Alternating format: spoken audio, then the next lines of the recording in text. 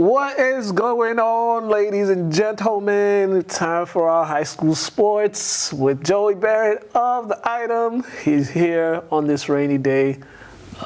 This one we just, we didn't really have we don't really have a game plan for this one, but y'all gonna enjoy whatever we talk about this one.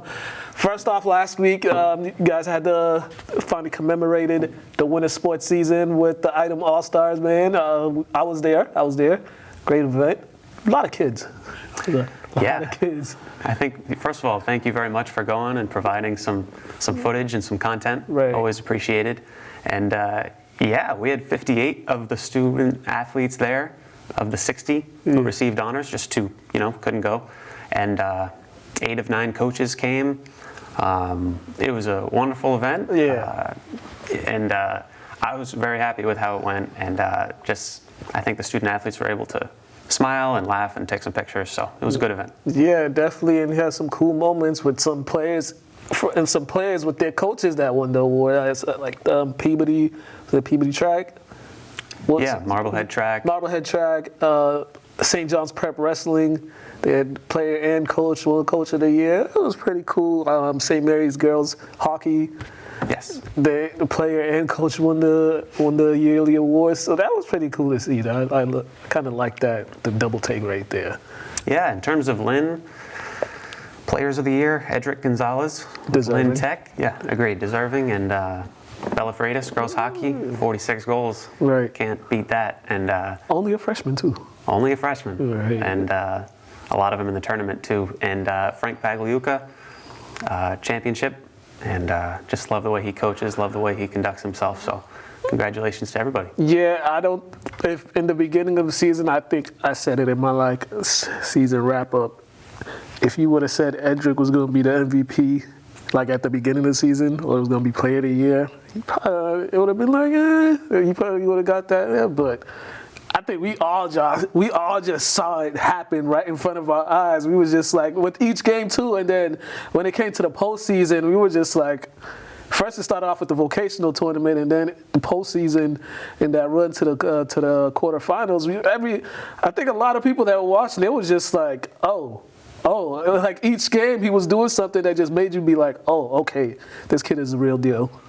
Yeah, great players, no matter the level, right. Pro, college, or high school, or anything, elevate their game when it's needed most, and Edric did that. He was just a man on a mission, I thought. Yeah. Just rolling down the court and playing with a lot of passion and physicality. Right. And he was fun to watch. Yeah, you could see the motor with each game, especially in the close games. You could see he wanted the ball in his hands. Yeah.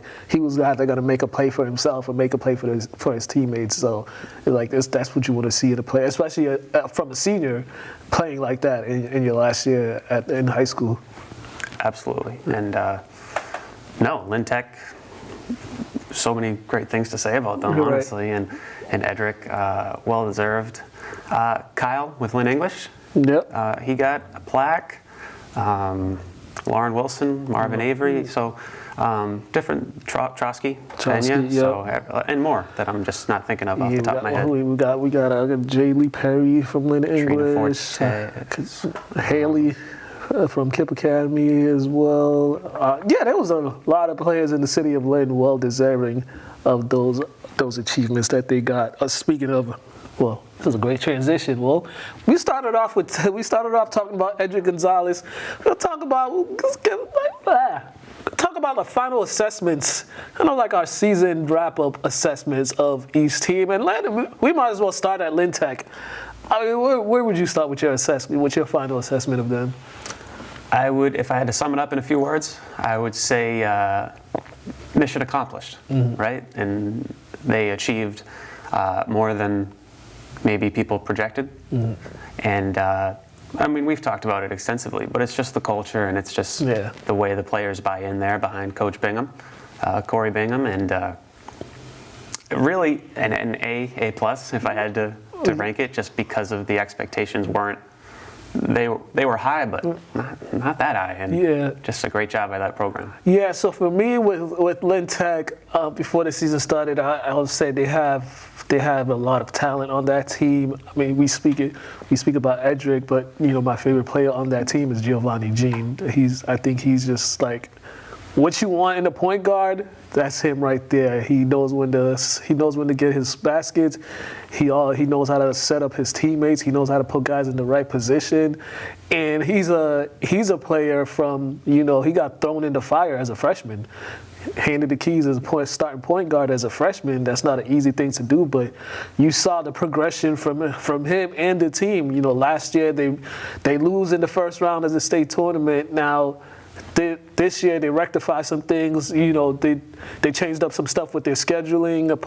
Got in some different opponents that helped them, that helped their rankings, and you know, and they were able to get those 2 home games. They win the conference again. They get the home games, and it all started with Gio. Gio, I think he embodied what Coach Bingham wants him to do, how he wants his point guard to play, and then, you know, unsung heroes for the team. Travis Sanchez, Brandon Antoine, those guys coming off the bench. Cesar Reyes, who missed a good amount early on in the season, and he came back from injury, and he was that guy off the bench with the hustle points, and you know, and you got the senior leaderships from Jaden Welch and Edric Gonzalez. So it all together, it made for a great season for that team. Yeah, absolutely. I agree with every word you said. And speaking of scheduling, it kind of reminded me of what Kip did. Mm-hmm. Kip played Fenwick, they played Peabody, yeah. And when you do that, you're able to kind of prepare yourself for that state tournament intensity. Yeah. And so Tech and Kip both picked up wins in the state tournament, so Lynn was well represented. Well, let's go to Kip. I like that. You see the transition? Oh. Look at the transition. I didn't mean to do that. Hey, man, that's how journalism.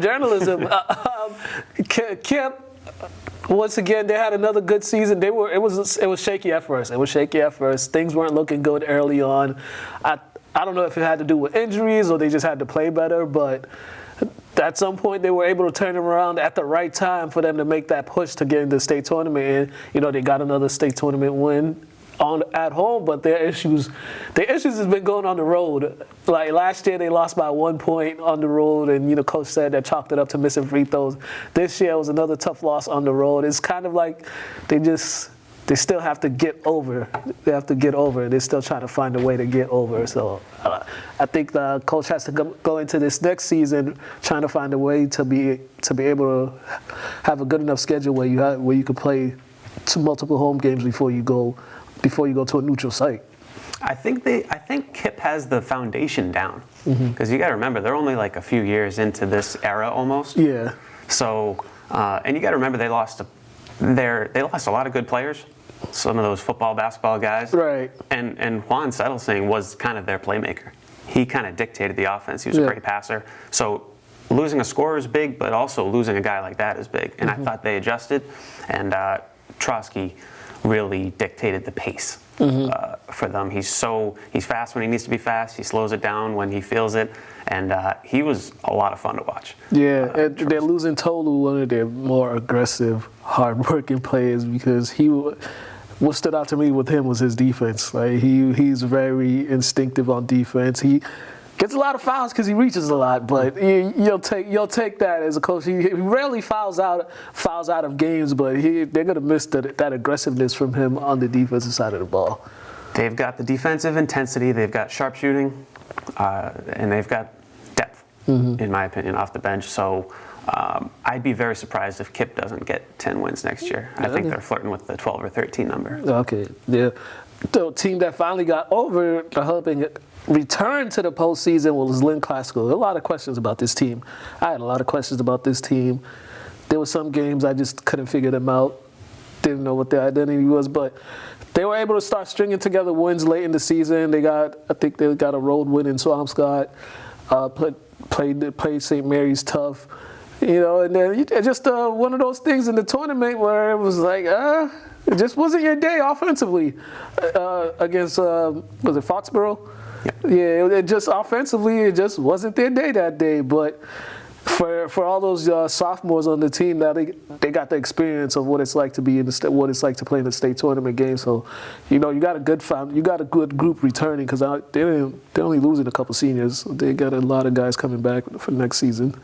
Foxborough is a very strong athletics program. I grew up the town over from them, and it was always an environment when you went and played basketball there. North Attleboro, by the way. Go Big Red. And so Classical, I think there's no shame in that loss. And I think the thing with Classical was they won the games they should have won, and that's how they were able to hit that 10-win number. Yeah, I think they finished with 11 wins. Yeah. So moving forward, if they can steal 3 or 4 of those other games, maybe of the 10 hard ones, then you're looking at a really strong program. Yeah, because when I talked about it, which game? I think it was the Spartan Classic game when they played against St. Mary's. I was saying that they need a signature win. They just need a signature win because they won the game they're supposed to, but when you play teams like English, Everett, St. Mary's, you got to get a win. You got to get a win in all of those. I'll give them credit. They got that win over Lowell Catholic, buzzer beater. So that was I think that probably was their biggest signature win of the season in the non-conference game. But for next year, I need whenever they reveal their schedule. But when they play the teams like English, who's probably going to be favored to win the Greater Boston League again, Everett as well, probably going to be favored. When they play those guys, they need to beat those guys just because if they don't beat those guys, I don't think people will have confidence in them throughout the season and beating anybody else if they can't beat those two teams right there in their conference. And I think a lot of it comes down to Marvin Avery Jr. because he's going to be an upperclassman. So I think with that comes higher expectations. Right. And I would think he's going to do a good job. And he kind of runs it over there. And I'm excited to see him in his upperclassmen years. Yeah, and they got some other players too that I think are going to be poised to have big years. Roki, he had a phenomenal season. DJ Reynolds, he had a good season as well. I think he got to take the next step. And then those other sophomores in that sophomore class, I think they have to really put in the work this offseason because there's a lot of talent there. There's a lot of talent there, especially with some guys coming in from the middle school that might get the chance to be on varsity their freshman year. But there's a lot of talent there. And there's also some guys from the JV level and freshman level that I think we'll be seeing them on the varsity level next year. So I just hope they put in the work this offseason so they could come back and have a strong season next year. We go to St. Mary's. St. Mary's, Coach Brown was he wanted to give them to the middle of the season to see where they were at because he lost so many players from his state championship team and state runner-up team from graduation, and a lot of guys that returned, they were on those teams, but they were either freshmen or they were role players, or they didn't play at all, or some guys. So a lot of those guys on St. Mary's got they got more big-time varsity minutes this year, and credit to them. Early on in the season, there were some games that they were supposed to lose, but they found ways to win it. A couple overtime games early on, they were winning close games, and I think somewhere in the mid-season point, they started. I don't know. They didn't play their best basketball. It was dropping some games, but it was still competitive games. But I think you just saw a young team trying to figure it out. Yeah, and I think an up and down season, all you can do is learn from it. Right. And David will tell you that. Right. And from the highs, they had, like you said, some strong wins. I remember covering them at Fenwick, which is a kind of an enclosed, tough place to play. Yeah. And they were up by 20 points. They ended up winning the game. That's a high. And then there's the low of that state tournament first round game that came down to the wire. So can you ride the momentum from the highs and learn from the losing experience? Right. I think they will. Yeah, and once again, that's another team returning a lot of guys. They're returning a lot of guys. The biggest key loss for them that's going to be Kyle Rush, his 3-point shooting. They're going to be losing that due to graduation. But I think we've seen there's a lot of players on that team. I'll say that they're a deep team. So we're going to see some guys stepped up, and there's a lot of signature wins too this season. There were a lot of signature wins for them. So we know they're going to have a good schedule next year. Now it's all about learning from what you didn't do well this year, so you got to try to take it in next year, because I'm sure they'll be probably favorites in their league coming in next year. I don't think so. Yeah, I don't think so. I don't think so. Yeah. Last but not least, on the boys' side is my beloved Lynn English Bulldogs. Man. A season of what ifs, because this is like me. This is my non-biased opinion or my non-biased observation. I mean, they lost 6 games this year. At least 3 or 4 of those games they gave away. Like two games they lost. There was 2 games they just lost. About 3 or 4 games they gave the game away, and a couple of those. And we saw it too. Their last game of the season, they gave that away. They gave that one away too. And I talked to Coach Al about that. You have a 6-point lead with 30 seconds left. You're supposed to close out that game and move on to the next round. But it didn't happen. But that's my biggest takeaway from the Lynn English boys season is the biggest what ifs in wasted opportunity. And can those younger players take, kind of the pain and the learning experience of a moment like that and bring it into next season? That time will tell, and I hope they do. And when it comes to English, versatile scoring. Right. They play fast. Alvin's told me that you got to be in shape to play defense there. Yeah. They play a lot of tight press perimeter defense, and I see them with a strong foundation being competitive every year. Solid season, and I see a good season next year. Yeah, I just think one thing they need to. I think one thing the players need to understand is you have to. You can't just come out on the court and think. Yeah, we're better than this team, and you think you could turn it on and off. I think that's one thing I hope they learn from this season. Is like in basketball you can't turn it on and off, especially when it comes to, this isn't like the NBA and stuff like that where you have 7-game series and stuff like that. It's like one game you have to play. You got to play the same way each game, because if when they did that.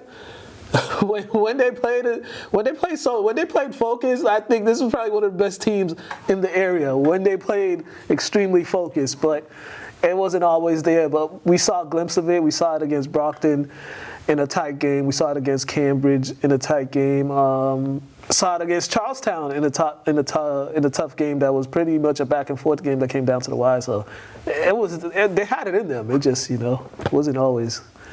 Yeah, just playing from opening tip-off, like you said, and at all 3 levels, college, pro, and high school, it's a lot easier for teams to come back in games with all this 3-point shooting. Right. So building those bigger leads, like a 10-point lead is not really safe anymore. Yeah, no, not even a 20-point lead. Yeah, I mean, we saw that many times this year with all 5 of the teams we just talked about. So English, a lot of strong moments to take away, and of the ones that didn't go their way, just learn from it. Yeah, and another Greater Boston League crown. So they do have a lot to be proud of that they did this season. But it's just going to be a lot of what ifs when you look back at the season. But they did play some pretty wild games this year.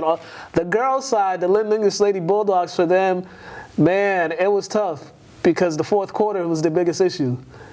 Scoring in the fourth quarter was their biggest issue. And I think down the stretch there was numerous games they had the lead going into the fourth quarter, and then I don't know what happened during the fourth quarter, but the offense just disappeared in the fourth quarters for them.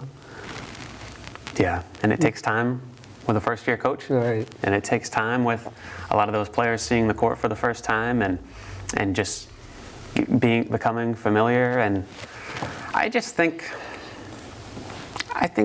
think they're fine moving forward, and they did get better as the season went on, in my opinion. Yeah, they just. What did they start again? I think they lost like their first couple games or so. But then they went on a little streak around New Year's time, I remember. Yeah. And that says a lot about a young team with a young first-year coach. So I don't know. Yeah, there's another. They're another one, just like the boys. It's like, what if, because they had so many games where all they had to do was close it out in the fourth quarter, but it was just the offense just disappeared for them in the fourth quarter when they needed them to. But nonetheless, losing. I think they're losing only 2 or 3 seniors, and so they'll have majority of their starting lineup back, 3 or 4 out of their starting lineup back, and then a couple underclassmen. So, I have hope for them. Just see what happens next. What does the coach need to do to take the next level to get those girls into the state tournament, because it's been a while.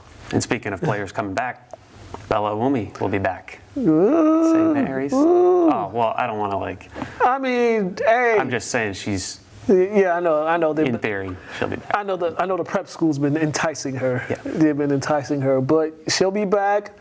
I think she got a glimpse of what life is like when the defense is game planning around you. She got a big glimpse of that, because the game I saw, the game against Foxborough, the defense really had their focus on her, and it wasn't the best shooting performance from the entire team and from her as well, like best offensive outing. But I think when you understand now, like how much. Some stuff you got to change up with your game, or some stuff you need to add to your game, just so you can keep the defense honest. So when those double team comes, or they're playing a boxing one, or they're playing some type of matchup zone, focusing everything on you, so you know how to counter that going into next season. Yeah, and I'm just not worried for her, because I think the points will come. Yeah. She does everything else perfectly. Right. And I mean, she makes plays. She's very physical beneath the basket, and she's a leader on the court, always, being vocal, and just her positioning on defense. Like, if you just watch her kind of work around screens and stick with her opponent, like, she's a really strong all-around player. So I think the points will come, and she's going to do just fine. Yeah, the points will definitely come, and I think she has a lot of good teammates around her that can assist her and help her. You have Reese, who's really great on the offensive glass. Charlotte Green, the 8th grader, I'm sure she might be plucked in the starting lineup next year, or her role might increase. And Jillian Roberts and Lily Norton, those two. Jillian with the defense, and she had that big shot in the Spartan Classic to win that for them. And Lily with her, her ball handling, her defense, and shot making. Like, they got the experience now, because this team coming in, I don't think a lot of people thought they'd make it. They make that run to actually almost get back to the state championship game, because you lose 3 all-league players, you lose a lot of points, and a whole new starting lineup is put in place. But yeah, I think this was a very successful season for them. And a lot of programs would kill for a 20-win season. Right. So, just the usual to Coach Jeff Newhall and company, another strong season. Yeah, definitely. And they just know how to win. They're very young.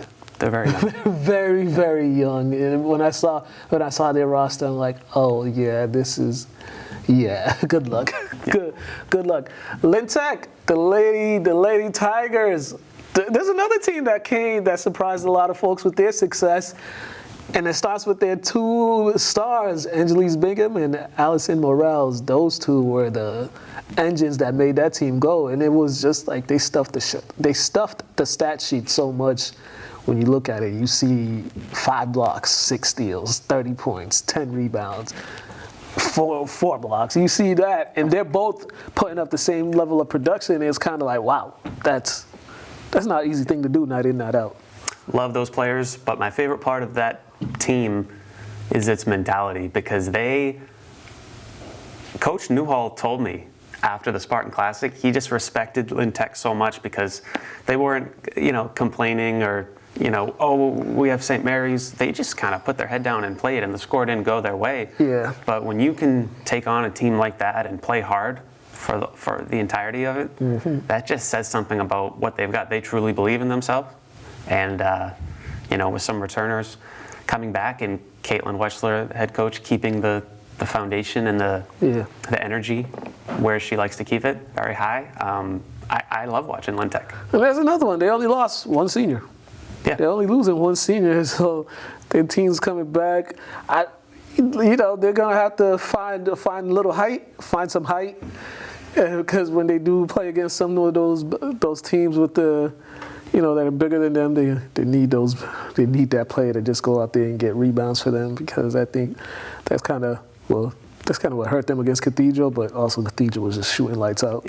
So they were defending champs, but now they see what they have to do to get to that point. That was another learning experience for them. But so I like the way the tech program is going over there, and they have the new field house, and that place was quite the environment for the home games that they brought in there night in, night out. So a lot of good things happening over there at Lynn Tech. The Tech girls as a program kind of remind me of the Kit boys, like what we said about them. Like the foundation's there. Now it's just those next steps. Yeah. And only time helps, you know. Yeah, definitely. And then we're going to switch over to Lynn Classical, the Lady Rams. Another good regular season, but once again, the rigors of going on the road in the state tournament got to them once again, but I like them. I like the talent they have over there. I'm not gonna lie. They have some girls in there that can really play. You know, the one that stood out to me the most was Divine, the young freshman, that young lady. She was something else on the offensive and defensive glass. I think she had a 16 rebound game or something like that. And yeah, that's someone they got a good piece to build around for the next couple of years. And they heated up largely in part, I think, because Lauren Wilson came back from injury. Yeah. She's such a do-it-all player. And congrats, an item all-star, by the way. And just a little plug right there. Yeah. And also, she's just, she brings the leadership. Right. She's very vocal, and she positions herself very well. And they're going to miss her moving forward. But and I've talked to Coach Sawyer so much just about kind of what he tells his girls, and they just have the confidence to go out there and shoot. They have the confidence to go out there and try to make a play. And I think when all of that comes together, you get those double-digit win seasons that they keep getting. Yeah, definitely. I think 3 seniors are graduating. They're graduating 3 or 4 seniors, but Lynn, I believe Keisha Perez will be back. I think Kaylee Bullock will be back. She might be a senior. I'm not sure, but Divine will be back definitely, and then we'll see what they have as far as the players from the JV level that's going to be rising up. But that's another team, I think, scheduling-wise, they need to get better with that. Well, I say get better. They need to, change up some stuff on their schedule for the next season, just so they could, they have another good regular season and they win. They have a good non-conference schedule and they win those games. They could not go on the road again. That's one thing. That's just one thing. That's one thing I learned. As much as I'm not a fan of this ranking system or whatever, but that's one thing I do notice. Get a good non-conference schedule so you could give yourself a chance to get a home game. A home game for Classical in the state tournament would be very huge for them. Yeah, definitely. And last but not least, Kip Academy, the ladies from the Kip Academy, they had quite the season. It was quite the season for them, but didn't get the chance to play in the state tournament. But I went to a couple games, and one thing you could always say about those girls, they will play hard. No matter how much if a team is better than them or not better than them, they will play hard. You're going to get the same effort night in and night out from the ladies at KIP. Yeah, I mean, a 1-19 program the year before, and then they come back and reach double digits. And,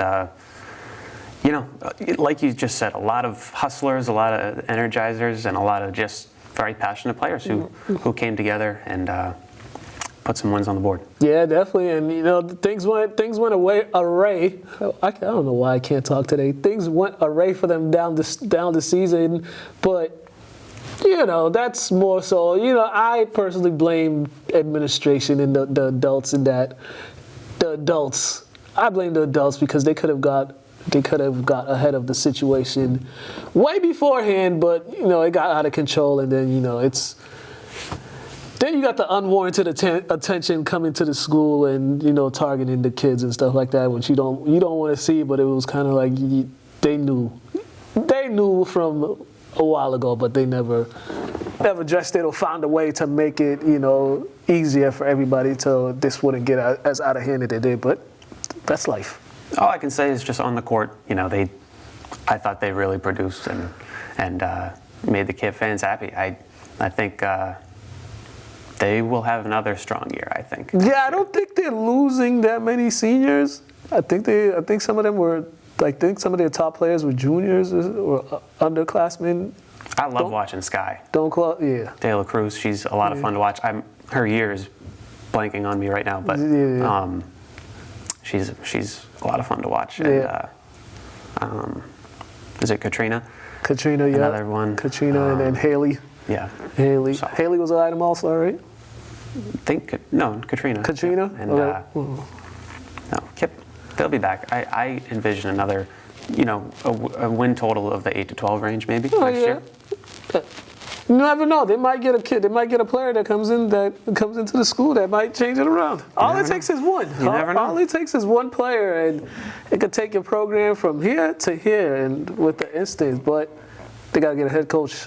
I don't know if that's announced already, but that's probably news already. But whoever gets in that position, they're gonna, have to get them going. Because I think when you come new to a situation when the players are already there, it's a lot easier than coming into a situation and then trying to find the players. That's one thing, but don't quote me on what I just said about whatever. Yeah. Absolutely. No. And Yeah. springtime.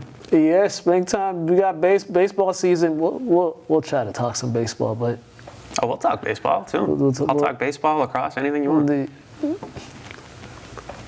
Baseball, as far as I know, I don't know about lacrosse. I know you're. Maybe spring track. Back to my roots. They got the All City meet coming up at some point, so I'll be there for that. Any new stories up? We got new stories. A lot of games nowadays. A lot of long roundups. Because we go to about 1 or 2 games a day, but then we also get the ones we couldn't go to into the roundup. So there'll be 15, 20 of those, and for full-on coverage, itemlive.com. Make sure you check that out, and also big congratulations to all the Item All-Stars. Definitely from the winter season. Congratulations to all the players on their achievements. And to the seniors who going out with a bang. We're out of here, man. Hey, we didn't have a plan, but It's podcast style. we made it work. We gave y'all 30 minutes of good talk. So, yeah. We're out of here. Have a good one, ladies and gentlemen.